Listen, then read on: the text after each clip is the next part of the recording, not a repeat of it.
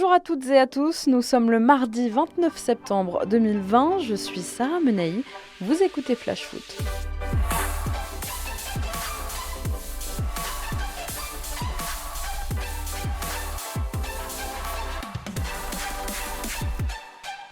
Ce devait être temporaire, finalement la règle des 5 changements pourrait bien s'inscrire dans la durée sur la scène européenne.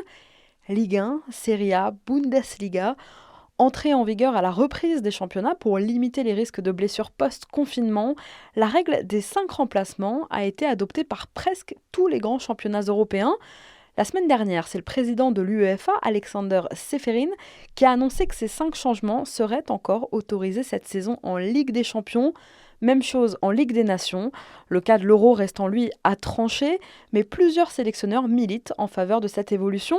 Parmi eux, Didier Deschamps, Joachim Löw ou encore Luis Enrique.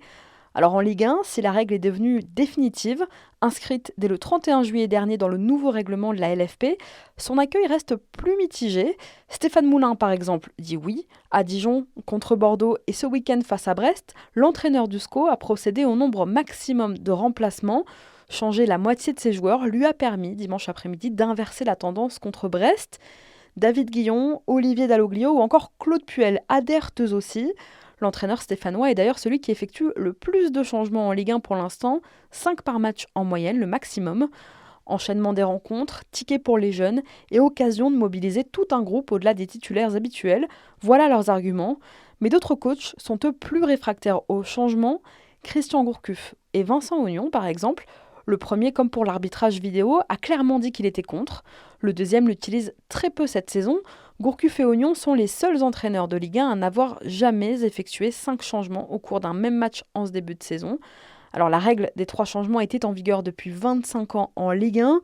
Notons aussi qu'avec 5 changements, le handicap donné par un carton jaune en plein match est moindre, puisqu'on peut plus facilement finalement remplacer un joueur averti. Ce qui explique peut-être pourquoi les arbitres se lâchent sur la biscotte en ce début de saison.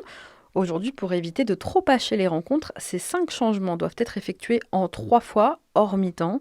Mais d'autres championnats comme la Première Ligue sont eux revenus à la règle initiale. Et vous, qu'est-ce que vous en pensez ? Allez, c'est parti pour notre tour des clubs.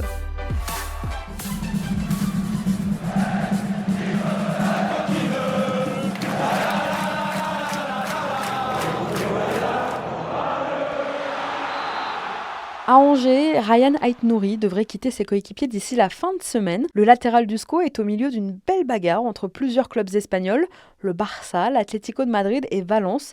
Alors il ne reste plus qu'une semaine avant la fin des négociations. Angers en attend 20 millions d'euros. Arrivé en janvier en provenance de la Real Sociedad, Rubén Pardo quitte déjà Bordeaux. Le milieu espagnol est prêté avec option d'achat à Leganés, club espagnol relégué en 2e division. Alors Pardo n'est apparu qu'à 8 reprises en Ligue 1. Autre joueur à être prêté au club de la banlieue de Madrid, Sergi Palencia, là un ancien bordelais. Après avoir disputé 6 matchs de Ligue 1 la saison dernière avec l'AS Saint-Etienne, Palencia quitte lui aussi la France. Dans Ouest France, ce matin, on apprend que Brest aurait trouvé un accord avec le gardien international tunisien Mouaz Hassen. S'entraînant avec eux depuis quelques jours déjà, l'ancien portier du Cercle de Bruges devrait très bientôt parapher son contrat. Il sera 3e à Brest dans la hiérarchie des gardiens, derrière Gauthier Larsonneur bien sûr et Sébastien Cibois. Mouaz Hassen vient pallier au départ cet été de Donovan León vers Auxerre. Visite médicale ce matin pour Alfred Gomis, le gardien dijonnais qui avait prolongé jusqu'en 2024 il y a quelques semaines, va finalement quitter le DFCO. Comme annoncé, il part à Rennes où il devrait donc tenir la place d'Edouard Mendy, parti lui à Chelsea. L'opération devrait aboutir pour un montant de 14 millions d'euros. Et si Gomis devrait être titulaire cette saison en Bretagne, Julien Stéphan sait en tout cas qu'il peut compter sur un bon numéro 2 en la personne de Romain Salin. Romain Salin qui a prouvé encore une fois à Saint-Etienne samedi qu'il était une doublure solide. Je vous en parlais hier, sorti après avoir ressenti une douleur derrière la cuisse dimanche à Nîmes, Ignatius Ganago, meilleur buteur de ce début de saison, a soulevé un peu d'inquiétude du côté de Lens, mais les premières nouvelles sont rassurantes. D'après le club, le joueur aurait simplement été pris de crampes. Les supporters lensois sont rassurés.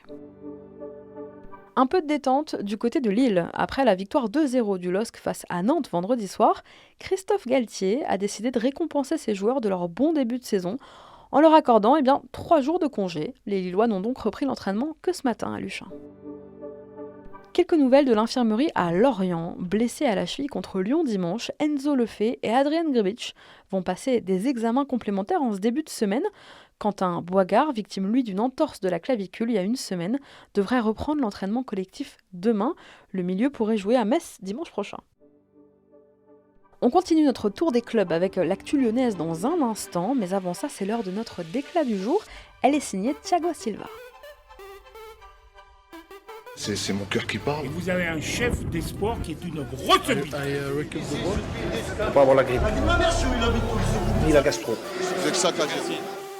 Dans les colonnes de France Football, ce matin, l'ancien capitaine du Paris Saint-Germain, fraîchement transféré à Chelsea, s'est livré sur la manière dont s'est terminée son histoire à Paris. Et le moins que l'on puisse dire, c'est que le Brésilien n'a pas été tendre sur la manière dont Leonardo, le directeur sportif parisien, a géré sa fin de contrat. En gros, Léo a d'abord proposé à Thiago Silva de prolonger 2 mois de plus pour le Final 8 de Ligue des Champions à Lisbonne, avant de lui proposer plus, eu égard à ses bonnes performances pendant cette Ligue des Champions. Alors je cite Thiago Silva, « La manière dont cela a été conduit ne m'a vraiment pas plu. C'est comme si 3 matchs pendant le Final 8 avaient tout changé, et tout ce que j'avais réalisé finalement pendant ces 8 ans, ça ne comptait plus. Léo a fait ça de façon maladroite et précipitée. » Voilà les propos aujourd'hui d'un Thiago Silva visiblement vexé. Et une question nous vient comme ça à l'esprit. Le défenseur brésilien serait-il toujours au Paris Saint-Germain aujourd'hui si Leonardo avait été plus fin, s'il avait eu plus de tact avec lui? Peut-être. À Lyon, on continue de dégraisser. Le latéral Youssouf Koné doit s'engager dans les prochaines heures, là incessamment sous peu, sous la forme de prêt à Elche en Espagne. L'international malien a passé sa visite médicale avec succès hier chez le promu en Liga. L'Olympique de Marseille ouvre lui la porte à Nemanja Radonjic, victime annoncée du recrutement de Luis Enrique. L'attaquant remplaçant dans l'esprit de son coach André Villas-Boas risque de voir son temps de jeu vraiment se réduire et a d'ailleurs été invité à plier bagage. Il a été mis sur le marché par Pablo Longoria et plusieurs écuries semblent intéressées aujourd'hui par le Serbe. On parle de la Roma mais aussi de l'Olympiakos de Mathieu Valbuena. À Metz, Habib Diallo a la tête ailleurs et ça se sent. La direction messine aurait donné un bon de sortie à son avant-centre sénégalais qui n'a pas marqué un seul but en ce début de saison. Alors Habib Diallo pourrait quitter la Lorraine en fin de semaine. Dans le viseur de Tottenham, notamment depuis quelques semaines, il ne resterait plus qu'à trouver un accord entre les deux clubs. Sur le point d'être transféré, lui, à la Sampdoria en Serie A, Keita Baldé a été hier testé positif au coronavirus. Alors c'est pendant sa visite médicale que l'attaquant sénégalais de Monaco a subi un dépistage au Covid, dépistage qui s'est révélé positif. Il a aussitôt été placé en quatorzaine. Le mercato se terminant mardi prochain, ça risque de faire un peu short pour le transfert de Baldé. Cette fois, c'est officiel, le derby de dimanche entre Montpellier et Nîmes se jouera bien sans public à la Mosson. Via un communiqué publié lundi sur son site, le MHSC explique cette décision de huis clos. Compte tenu de la baisse de la jauge à 1000 personnes, le club n'a pas eu le choix que de renoncer à son public pour cette rencontre, ne voulant ni pénaliser ni avantager certains de ses supporters. Alors concernant les modalités de remboursement pour les supporters ayant acheté leur billet au guichet du stade, les remboursements se feront uniquement à ces mêmes guichets du 6 au 25 octobre. Et pour ceux ayant acheté leurs billets en ligne, aucune démarche n'est à faire puisque le remboursement se fera automatiquement. À Nantes, les temps sont durs. Après leur défaite sur la pelouse du LOSC vendredi soir, les Nantais ne comptent que 5 points après 5 journées avec une seule petite victoire en 5 matchs. Mais les problèmes des Canaries ne sont pas récents. Depuis le début de l'année, le FC Nantes n'a pris que 13 points en 14 matchs. Aucun club de Ligue 1 ne fait pire. Prochaine rencontre samedi sur la pelouse de l'OGC Nice. Et si finalement, Willan Cyprien ne partait pas à Bordeaux comme annoncé, mais plutôt à Aston Villa? Selon les informations de Sky Sports, le milieu de terrain qui dispose d'un bon de sortie de la part de ses dirigeants niçois, intéresserait le club de Première Ligue. Les Villains auraient formulé une offre d'environ 17,5 millions d'euros. Affaire à suivre. Allez, comme tous les mardis, on passe à notre rubrique Foot Business.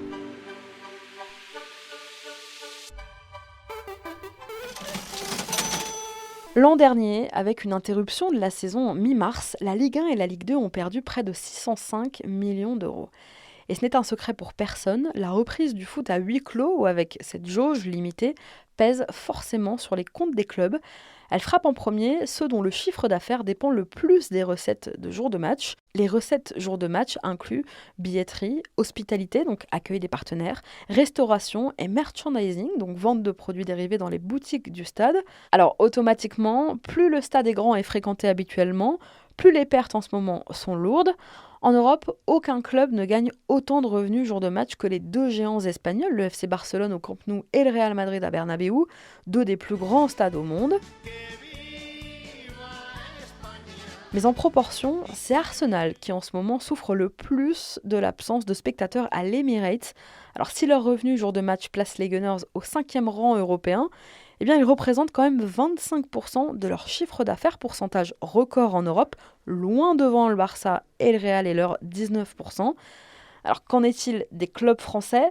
Au classement de la dépendance aux recettes jour de match, parmi les 20 clubs les plus riches, suivent derrière le trio Arsenal, Barça, Real, 2 clubs français, l'Olympique Lyonnais et le Paris Saint-Germain, qui précèdent Tottenham, United ou encore l'Atlético de Madrid et Dortmund.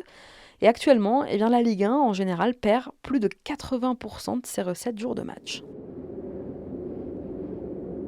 Alors, en dehors de Lyon et du PSG, les autres clubs les plus jours de match dépendants en Ligue 1 sont Bordeaux, Bordeaux, Strasbourg, Lille, Nantes et Marseille. Autant de clubs qui aujourd'hui subissent de plein fouet la crise. Alors, l'économie du football français est-elle assez prévoyante pour résister à ça quelques mois de plus ? La cigale et la fourmi. Alors, ce qui est sûr, c'est qu'après cette crise sanitaire et économique, eh bien, nos clubs ne devraient plus vraiment envisager les choses de la même manière. Allez, on reprend notre tour des clubs, on part à Nîmes.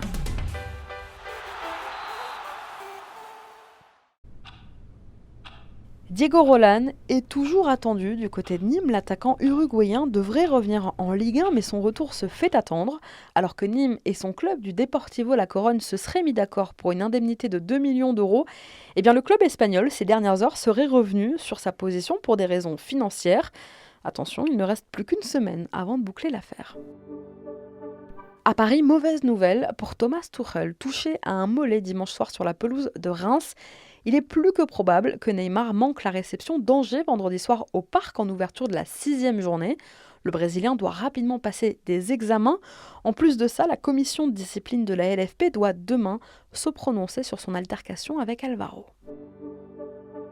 Gomis parti à Rennes, Dijon aimerait récupérer Sacha Boey. En manque de temps de jeu dans son club formateur, celui qui a vu Brandon Sopi lui passer devant dans le rôle de doublure au poste de latéral droit pourrait être prêté à Dijon cette saison pour accumuler du temps de jeu avant de peut-être revenir un jour en Bretagne. Leicester ne lâche pas le morceau pour Fofana. Alors que Saint-Etienne s'est montré très ferme et repousse toutes les offres, les Foxes auraient transmis une 4e proposition, 35 millions d'euros plus 5 millions de bonus, 40 millions d'euros au total pour Wesley Fofana. Cette fois-ci, les Verts pourront-ils résister ? Réponse dans quelques jours. Rennes fait le forcing pour Mohamed Simakan. Très convoité, le défenseur de 20 ans aimerait bien lui aussi quitter son club formateur, mais Strasbourg, là encore, est intransigeant et en réclame toujours 20 millions d'euros, une somme que le club breton n'est pas vraiment prêt à mettre. Selon Ouest France, les discussions se poursuivent quand même. Merci à tous d'avoir été avec nous, c'était Sarah Menaï, vous écoutiez Flash Foot, on se retrouve demain.